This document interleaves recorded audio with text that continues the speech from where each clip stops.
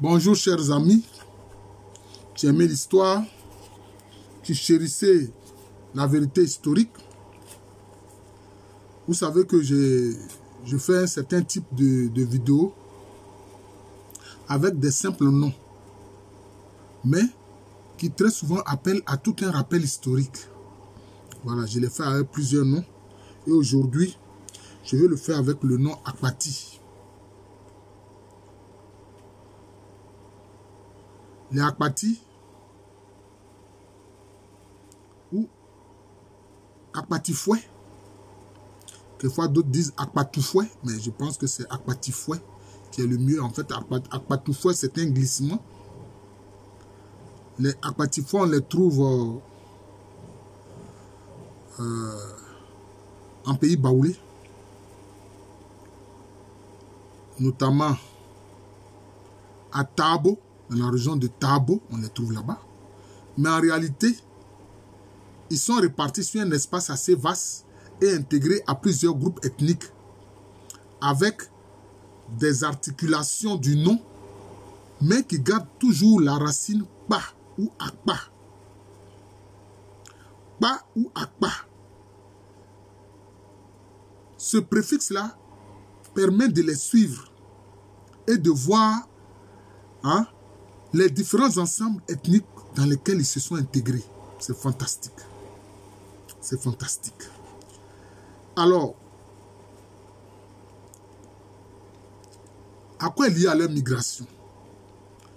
Leur migration fait partie d'une migration que j'ai eu à mettre à jour, que j'ai appelée la migration Akpafou, Ga, Krobu, Adélé, Avatim, qui avait plusieurs composantes. Quand j'ai par exemple expliqué le nom Akroufoué ou Akrou, j'en ai parlé. C'est une migration qui avait plusieurs composantes. Les Akpafou, par exemple, sont des Gouans. Les Gouans sont des populations assez proches des Akans, mais qui ont certaines particularités. Leur langue aussi est proche de la langue Twi, mais avec aussi des particularités. Vous voyez. Ils sont dans le Gonja, les Gouans. Les Ngbaya sont des Gonja, ce sont des Gouans. Ils sont nombreux, les Gouans. Par exemple, le royaume d'Atra Firam a été créé par des Gouans. Ils se sont pratiquement installés le long du fleuve Volta. Le long du fleuve Volta. Qu'on appelle Bosom Firao en langue Twi. Mais sinon, le nom c'est Firao ou Firam. Voilà, c'est comme ça que les Akans appellent le fleuve Volta. C'est comme ça aussi que les Gouans l'appellent.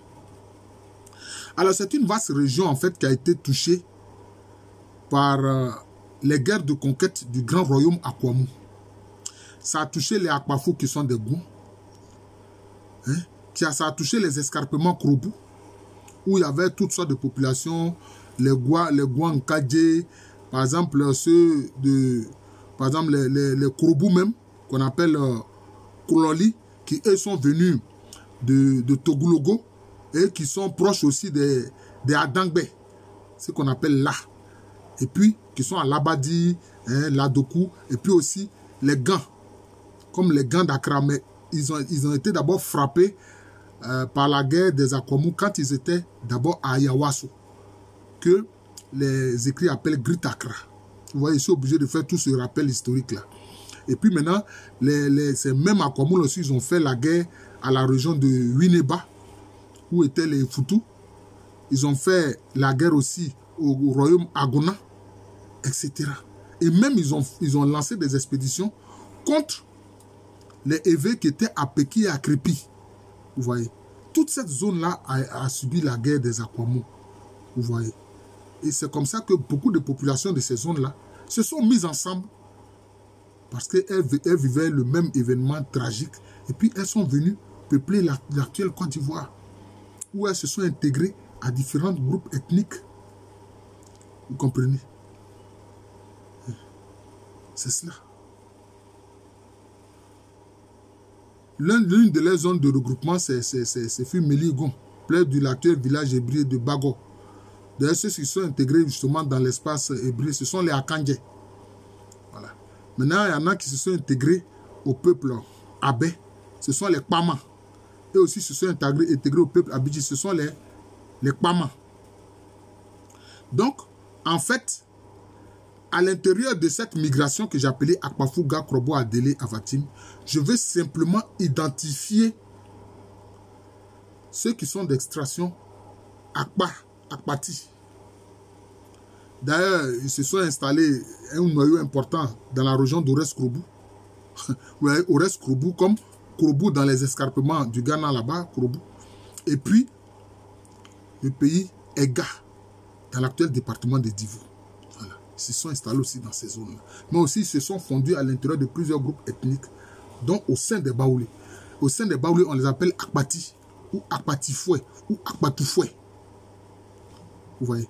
Mais ce qui permet de suivre ce groupe à l'intérieur de cet ensemble-là, c'est la racine Pa ou Akpa. La racine Pa ou Akpa. C'est cela. Donc, les Baoulés Akpatifoué, ils sont de cette migration-là. Alors, il y a un frère qui m'a demandé, mais et Akpaso ou Akpafo, ce sont les mêmes Akpatifoué-là qui quelquefois sont appelés Akpafo ou Akpaso. C'est le même peuple. Mais je pense que là, il y a eu un glissement du A vers le O. Du A, la lettre A vers le O. Akpafo au lieu de Akpafo ou Akpatifoué. Vous voyez. Et puis, ce sont les mêmes là qui sont en pays Abidji, en pays Abé, et qui sont appelés les Kpama. Vous voyez. Et ce sont les mêmes là qui vont donner au sein des Avikam de la région de Gland là-haut, les Kpanda. C'est le même peuple en fait. C'est le même peuple. Vous voyez. C'est le même peuple. Ils sont actuellement, bon, comme depuis la création du barrage d'Akosombo, bon, quand vous prenez le lac d'Akosombo, ils sont juste à l'est du lac d'Akosombo. C'est là qu'ils sont installés dans la région de Bouem, hein, etc. C'est là qu'ils sont. Voilà. La région de Bouem, oui, aussi il y a les Nkoya, mais les Nkoya, ils sont eux-mêmes à Kwamou, etc. Hein. Vous avez les Kadjebi qui, eux, se réclament d'origine d'Ankira. Donc, sachez bien il faut bien le savoir, les Akpati ou Akpatifoué, les Akpafo ou Akpaso, les Kpama, les Kpanda, c'est le même groupe d'origine Akpafou. Maintenant, que veut dire Akpafou? La racine de son nom, vous voyez que c'est Pa. Pa qui veut dire bien. C'est ce qui est bien. Voilà. Parce que dans la langue Gouan, vous avez des termes qui sont proches même de la langue Agni et d'autres qui sont proches du Cui. Voilà. J'ai eu le temps de regarder un peu je peux dire, le vocabulaire, hein, des Gouan. Voilà. Le vocabulaire des Gouan. J'ai même fait un tableau dans ma thèse d'état où je fais une comparaison, hein, une comparaison lexicale entre les mots Gouan, les mots Agni et puis les mots Cui.